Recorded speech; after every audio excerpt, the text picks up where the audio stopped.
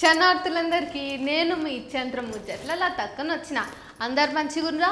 ఇక ఇయ్యాల ఏమేం ముచ్చట్లున్నాయో పూరా గరుచుకుందాం పాండి.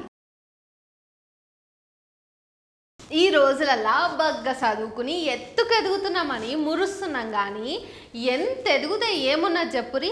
మనసిప్పి మాట్లాడుకునే నానే మనిషి ఒక్కలు కూడా లేకపాయే.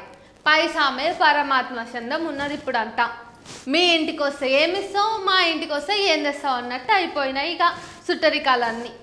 ఆఖరికి ఆల్మగుండ్ల సంబంధం సుత అట్లనే అయ్యింది. దానికి నిదర్శనం ఇప్పుడు మీరే చూడురి. అగ్గో అగ్గో ఏందిరో అక్క మొగుని మీద పిల్లగాని మీద ఇట్లా మొత్తుకుంటుంది, పిచ్చి కుక్క గాని గరిచిందా ఏంది? అయ్యో అయ్యో అయ్యో కాలు చక్కగా లేని మొగుని మీద ఇంత గొంతేసుకొని అరుస్తుంది. మొగుడంటే ప్రేమ ఉండాలి కదా కొంచెమన్నా. అంత చిన్న పిల్లగాన్ని సుత అంతేసి తిడుతుంది. ఏమైంది అక్కకు? చూడబోతే ప్రేమించే లగ్గమాడిందంట. ఇప్పుడేమో సుఖ పెడతలేడు నా మొగుడు అని ట్రాప్ చేసి లగ్గం చేసుకున్నాడని బద్నం చేయబట్టే. అక్క మాటలు బట్టి చూస్తే అవ్వాయిలకి సుత గౌరవం ఇస్తలేదు కదరా. ఈ వీడియో చూసిన వాళ్ళందరూ అక్కను పొట్టు పొట్టు తిట్టబట్టిది. మరేంది మనుషుల లెక్క కూడా చూస్తలేదు మనుషుల్ని. చెప్పేది ఒకటి చేసేది ఒకటి అంటే ఏందో ఎరికేనా? కొందరు ఉంటారులా ముఖాలు చూసి బొట్టు పెడతారు. మంది చేసే తప్పన్నది తాను చేస్తేనేమో ఒప్పంటది. ఇగో ఇద్దరు అక్క చెల్లెండ్లు మొన్న బక్రీద్ పండగకు రోడ్డు మీదకి వచ్చి నానా హంగామా చేసిర్రు. జీవహింస మహాపాపం అని మొత్తుకొని గొడ్లను తరలిస్తున్న ఒక బండిని అడ్డుపడి రచ్చ రచ్చ చేసిర్రు. ఏమైందక్క ఇంట గింజుకుంటుర్రు అని అడిగితే గొడ్లను చంపొద్దు, మేము ఏ పండగకైనా ఇంటే కొట్లాడతాం ఇక అని నీతులు చెప్పిర్రు. తురుకోళ్ళ పండుగకు జరిగేదేమో జీవహింస అయితే మరి 4 వారాల సంధి ఆషాఢ బోనాలు జరుగుతున్నాయి జోరుగా. మరి ఎన్ని మేకపోతులు బలిచ్చిరో, ఎన్ని గొర్రెలు ఎన్ని కోళ్ళు ఘోషిచ్చిరో ఆ అక్కలకు తెలియదా? అప్పుడేమన్నారు, యాడున్నారు? సనాతన ధర్మం హింస కోరదు అంటున్నారు. అవునా? మరి ఏమైంది అక్కలకు? ఏ బోనాల పండుగ కాడా కానొస్తలేరు. యథావిధిగా బోనాలకు జీవులు బలైతేనే ఉన్నాయి. ఇదంతా చూస్తుంటే ఆ అక్కలకు సాయబులంటే బగ్గనే కోపం ఉన్నట్టుంది. వీళ్ళు చేసే సంసారం అంట, ఇంకొకరు చేసే వ్యభిచారం అంట అన్నట్టు అంటున్నారు అందరూ ఈ అక్కల్ని చూసి. ఇగో అక్క జీవహింస చేరాలని చెప్పింది బుద్ధుడు. బుద్ధుని సిద్ధాంతాన్ని మక్కి దింపిర్రు ఇల్లు. బుద్ధుని కంటే ముందు యజ్ఞాలు యాగాల పేరు మీద హిందూ ఋషులు చేసిన జీవహింస ఒక్క తిరగలేదు. మీకు తెలియనట్టున్నదా విషయం? అయితే సగం సగం తెలుసుకుని ఎందుకక్క రోడ్ల మీదకి వస్తారు? ఒకసారి మీరే ఆ అక్కల మాటలు వినుర్రి ముందు, ఆ తర్వాత మళ్ళీ నేను మాట్లాడతా గాని.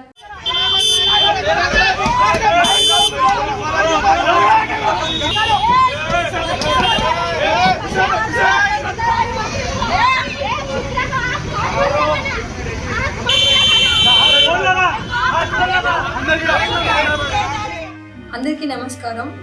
నా పేరు ఫార్మర్ శ్రీవనిత మైథిలి, మా చెల్లి సునీత. మేము 2012 నుండి గో ఆధారిత వ్యవసాయంలో ఉన్నాము. అంటే గోవు పేడ, గోమూత్రము, ఎద్దుల పేడ, ఎద్దుల మూత్రము, వీటితో పంచగవ్యాలతో వ్యవసాయం చేసే వ్యవసాయ పద్ధతిలో ఉన్నాము. అయితే ప్రస్తుతం ఏంటంటే విషయము, నేను మలక్పేటలో మా ఇంటి ఎదురుగా, మా అత్తయ్య వాళ్ళ ఇంటి ఎదురుగా వెళ్తున్నప్పుడు 2 ట్రక్కుల్లో 3 పెద్ద నంది అంటే ఎద్దులు, అంటే ఒక 15 ఏళ్ళు వ్యవసాయానికి పనికొస్తాయి. నేను వ్యవసాయంలో ఉన్న వ్యక్తిగా చెప్తున్నాను, 15 ఏళ్ళు వ్యవసాయానికి పనికొస్తాయి. అవి చాలా ఆరోగ్యంగా ఉన్నాయి. అసలు అవి కబేలాలకి తరలించాల్సిన సందర్భమే లేని ఆవులు, చాలా హెల్తీగా ఉన్న ఎద్దులు అవి. అయితే అవి చూడగానే నేను ఆపి డ్రైవర్లను అడిగాను, నేను మా చెల్లి, సో ఇవి ఎక్కడికి వెళ్తున్నాయి, ఏంటి మంచిగా ఉన్నాయి అని అంటే అతను స్వయంగా చెప్పింది, ఇది స్లాటర్ హౌస్ కి వెళ్తుందమ్మా, బక్రీద్ ఉంది కదా అని అన్నాడు. సో అంతలోనే ఇది అట్లా వెళ్ళడానికి కుదరదు, నేను 100కి డయల్ చేస్తున్నాను, మీరు గల్లీలో పెట్టండి, వాళ్ళు వచ్చాక మనం దీన్ని సార్ట్అవుట్ చేద్దాము, లీగల్ గా చేద్దామన్నా, అట్లా తీసుకెళ్ళడానికి లేదు, ఇవి మంచి ఆరోగ్యంగా ఉన్నాయని నేను మాట్లాడాను. ఇది జరిగే లోపే ఎక్కడి నుండి వచ్చారో ఎలా వచ్చారో తెలీదు, ఒక 100 మంది పైన మగవాళ్ళందరూ నా మీద చెల్లె మీద దాడికి వచ్చారు, స్కూటీలతో మా మీదకి దాడికి వచ్చారు. సో నేనేం చేశాను, ఆ వెహికల్స్ వెళ్తే మళ్ళీ దొరకవు, అంత మంచి ఎద్దులు ఎట్లా వాటిని సంరక్షించడము, ఇది లీగల్ గానే ఇది అయ్యాకనే నేను ఒక నిర్ణయానికి రావాలని నన్ను నేను కాపాడుకోవడానికి, చెల్లెని కాపాడుకోవడానికి, ఆ వెహికల్ పోకుండా ఉండడానికి మేము ఆ వెహికల్ ఎక్కినాం. సో ఎక్కి నేను చెప్పాల్సిన వాళ్ళు చాలా అసభ్యకరమైన మాటలు, మేము మీ మీద నుండి వెహికల్ ఎక్కిచ్చేస్తాం, ఇక్కడే చంపేస్తాము, ఖచ్చితంగా వీటిని కోసుకొని తింటాం, ఏం చేస్తారో చెయ్యి, ఇలా చాలా చాలా ఇంకా బూతు మాటలు కూడా వాళ్ళ భాషలో తిట్టారు.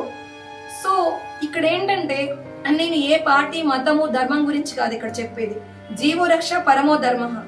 సో మనం అన్ని జీవుల్ని కాపాడాలి. ఇక్కడ వాళ్ళని చంపడం గురించి మీది నాది ప్రాణంగాని వాటిది ప్రాణం కాదా, ఇలా చంపడానికి లీగల్ గా లేదు. ఆరోగ్యంగా ఉన్న ఎద్దుల్ని వీటిని చంపడానికి లీగల్ గా లేదు. అండ్ ఎనిమల్ తీసుకున్నా కూడా జంతువులకు కూడా వాటిని బ్రతికే హక్కు వాటికి ఉంది. చిలకల్ని కూడా పంజరంలో పెడుతూ కూడా పెద్ద పెద్ద కేసులు అవ్వడానికి చట్టంగా కేసులు ఉన్నాయి, చట్టపరంగా నియమాలు ఉన్నాయి. అలాగే వీటికి బ్రతికే హక్కు ఉంది. సో ఆ పరంగా నేను ప్రశ్నించాను. వ్యవసాయంలో ఉన్న వ్యక్తిగా ఎద్దుల పైన ఉన్న ఎద్దుల్ని మా ఇంట్లో భాగంగా మేము పూజిస్తాము. మేము వ్యవసాయంలో భాగంగా వాటిని ఒక అన్నదమ్ములాగా చూసుకుంటాం. సో నేను మా చెల్లి మేము రైతులం, ప్రకృతి వ్యవసాయ రైతులం. సో ఈ గో ఆధారిత వ్యవసాయంలో భాగంగా గోరక్షక్లో నేను భాగంగా ఖచ్చితంగా దీన్ని ఆపాలనే ఉద్దేశంతో ఆ స్పాంటేనియస్ గా కనబడేసరికి నేను చేశాను తప్ప ఇది ఎక్కడ ఏ రానడగా జరిగింది కాదు, ఏది కాదు. అక్క నిజమే అక్క, బుద్ధుడు చెప్పిండు జీవహింస చేయరాదు అని. కానీ జీవం లేని జంతువుల మాంసం తినుడు జీవహింస ఎట్లయితుందో నువ్వే చెప్పక్క. చచ్చిపోయిన గొడ్లను తినుడు తప్పెట్లయితుంది అక్క. చిన్న చేపను పెద్ద చేపను తిమింగలము తినుడు ఆహార గొలుసులో భాగమే కదా. జీవం లేని పశువులను తినుడు తప్పే కాదు.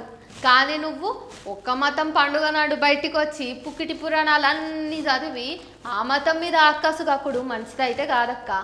ఎక్కడున్నారు మళ్ళీ ఇప్పుడు మీరు? ఎన్ని ఊర్లల్లో బోనాల పండుగకు జంతు బలిని మీరు ఆపిర్రు చెప్పురు మరి ముందు మీరు. ఏమో పోండి, ఆ మైథిలి సిస్టర్లను మన మాధవిల తక్క మెచ్చుకొనడు చూస్తే దొందే తప్పేం లేదని అయితే అర్థమవుతుంది. అంతేనా? ఈ మాట నేను అంటలేను, రోడ్డు మీద జనాలందరూ ఇదే అంటున్నారు. మళ్ళా సరే మరి ఈ రోజుకి ఇవే వార్తలు. మళ్ళీ రేపు వస్తా. రేపటి సంది ఇంకా గరం వార్తలు నేర్చుకొని వస్తున్నా. ఖచ్చితంగా మన N9 మీడియానైతే ఫాలో గారి.